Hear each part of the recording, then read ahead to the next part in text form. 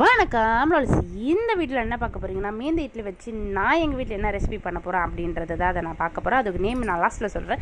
So இட்லியை வந்து நல்லா பிடிச்சா கட் பண்ணி வச்சுக்கோங்க. அப்புறம் வெங்காயம் 2 தக்காளி அது நல்லா பிடிச்சா கட் பண்ணி வச்சுக்கோங்க. கடையில் எண்ணெய் ஊற்றி கடுகு, சீரகம், காஞ்ச மிளகாய், கருவேப்பிலை, அப்புறம் வந்து கடலைப்பருப்பு, உளுத்தம்பருப்பு அதெல்லாம் போட்டு நல்லா தாளிச்சிக்கோங்க. அதுக்கப்புறம் நம்ம கட் பண்ணி வச்சுருந்தா வெங்காயம், தக்காளி அதையும் போட்டு நல்லா வதக்கிக்கோங்க. சீக்கிரமாக வதங்கணுன்னா கொஞ்சோண்டு உப்பு, மஞ்சத்தூள் தேவையான அளவுக்கு கொஞ்சமாக லைட்டாக போட்டு அதை வதக்கினா கொஞ்சம் சீக்கிரமாக வதங்கிடும். வதங்கின பிறகு கொஞ்சமாக ஒரு 1/2 கிளாஸ் தண்ணி, அந்த இட்லிக்கு ஏற்ற மாதிரி மினிமைஸ் தண்ணி ஊற்றி நல்லா கொதி வரணும். கொதி வர டைமில் சாம்பார் பொடி, கொஞ்சோண்டு வெறும் மிளகா அதையும் போட்டுக்கலாம். சாம்பார் பொடி வந்து சாம்பாருக்கு டேஸ்ட் கொடுக்கறதுக்கு, வெறும் மிளகா கொஞ்சம் காரத்துக்காக போட்டு நல்லா அந்த தண்ணி கொதி வந்த பிறகு இந்த இட்லி நம்ம கட் பண்ணி வச்சுருந்த இட்லியை ஊற்றி கலரி நெய் விட்டு இறக்குனிங்கன்னா நல்லா எம்மியாக இருக்கும். இதுக்கு நான் சாம்பார் இட்லின்னு பேர் வச்சுருக்கேன். ஸோ மீந்த இட்லி வச்சு நான் எப்போவுமே இதான் பண்ணுவேன்.